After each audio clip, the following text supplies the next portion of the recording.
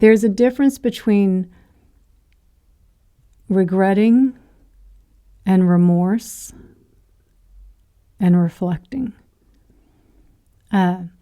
Regretting, of course, there's no ending with regret. There's nowhere to land on regret. It's just a perpetual, I wish I hadn't done that. I wish I hadn't said that. I wish I hadn't made that choice, right? It's just pushing back on something that happened that I cannot change.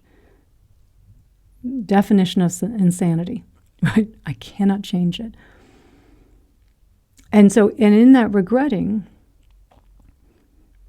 not seeing the reality that I couldn't have done anything differently at the time based on the stress that I was under or the lack of sleep that I was experiencing or all the causes and conditions that arose in that moment. Because the fact that it did play out that way, whatever was arising in that moment is how it was going to play out.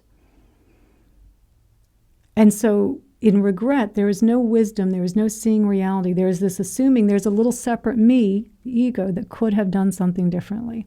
No. And it's the ego now with new information saying, well, no, I should have done it this way. Well, now you have new information. You didn't have that information at the time of how it played out, or you were just so unconscious, you just weren't seeing, now you're more conscious, now you're more aware. Regret will never lead you to peace. It will never lead you to compassion or wisdom. You will be stuck. People can ruin their whole lives with regret.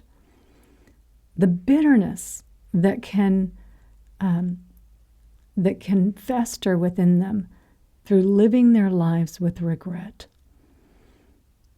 So it doesn't mean that there's not a place to... So the first thing, though, too, and is this recognition, and this is hard because I know I talk about this and people have a hard time with this. You would not have done anything differently. You would not have done anything differently based on all of the causes and conditions that were arising in that moment. Whatever it was that nudged you in that final to say something, to act out in some way, you would not have done anything differently. With that said, so now even the wisdom of understanding that, and I get not everyone sees that yet. That is a big part of awakening, is seeing how all of this is arising. But if you can even just have that first assumption of even just kind of looking at the causes and conditions, even of just this one particular situation. Oh, I was overwhelmed at work. I was having this relationship problem. And then this one final thing happened with this client and I acted stupidly. I acted irrationally, right? To look at it and think, I can see all of the causes and conditions that led up to that. I can see how that happened, right? Just to be able to see that so that you can be looking at it from a more clear view, right? Of really understanding, this is how it arose. And now, understanding, I can see all the causes and conditions that led up to that. I can reflect on it in a way and say, okay, when I'm getting stressed in the future, I really do need to just take a moment. I shouldn't push myself that last few minutes. Or if I was just having something going wrong at work, I didn't practice self-compassion to get myself through making that mistake, right? In that way, to look at it and say, I do need to be a little more careful, or I didn't meditate that day. That maybe was a cause for that outburst or something. And I'm just making all sorts of assumptions about what it was, but it's to reflect back and understand the causes and conditions can be healthy because maybe that now creates a new condition for the future. If you're in a similar situation and you feel yourself, you're like, and now I remember what happened last time. And I didn't take the time that I needed, that few minutes, that 2 minutes, to be kind to myself with some self-compassion, to take some 10 breaths, to center myself, to let go of some of the stress because it's starting to stack up on top of me. We can only take so much. We're human, right? We let it all stack up and we just think, oh, I got to just push through that last mile. No. Take that 2 minutes. Get the monkey off your back. Just so you can have a little bit of a relative calm again. So there can be some healthy reflection in there. There can be some remorse. Yeah, I wish I hadn't said that. I probably hurt their feelings and I think I need to go and apologize. Not from the standpoint of my ego that can't handle the little image of me having hurt someone because now I'm a bad person.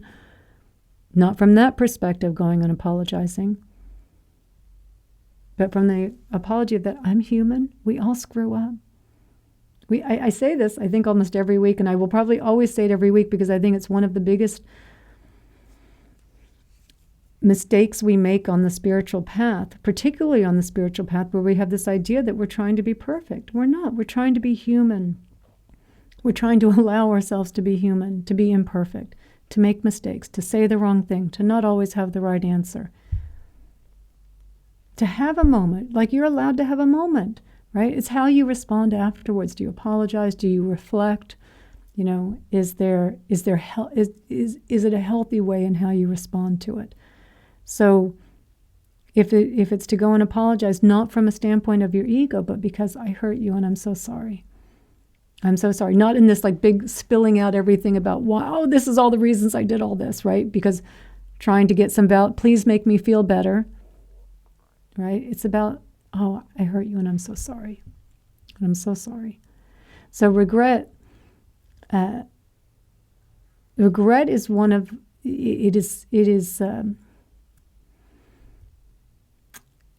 resistance. It's pushing back on something that you cannot push back on. And it's really pushing back. It's pushing back on reality. It's pushing back on us because we're not accepting in that moment. I made a mistake. I wish I hadn't done that. Yeah. I hope in the future not to do that. I should really just reflect on those circumstances. And for anyone that I hurt, I'm going to apologize. But I'm going to forgive myself as well. So part of our self-compassion, now bringing your hand to your heart. And saying that word 50 times. It's another mindfulness practice, compassion practice. Saying the word, I forgive, I forgive, I forgive. Breaking the train of thought of regret, I can't believe I did that. I forgive, I forgive, I forgive, I forgive, I forgive. Right, you're walking down the road of compassion now. And then eventually the word comes out, I forgive myself. I'm human. I make mistakes. Now if I can forgive myself, I can go and forgive. Or I can go and ask for forgiveness. I can go and let the other person know I am so sorry for how I hurt them. I'm so sorry. It was not my intention. Right? So I hope that helps. Regret is people can hold on to regret their whole lives and let that cloud their closing up their hearts and just living in the illusion of regret. Regret doesn't benefit anyone. Doesn't benefit anyone. We can't change things.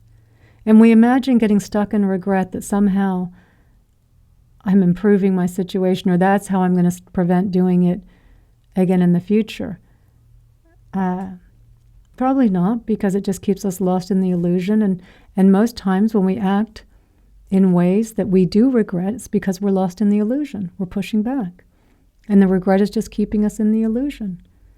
You wouldn't have done anything differently.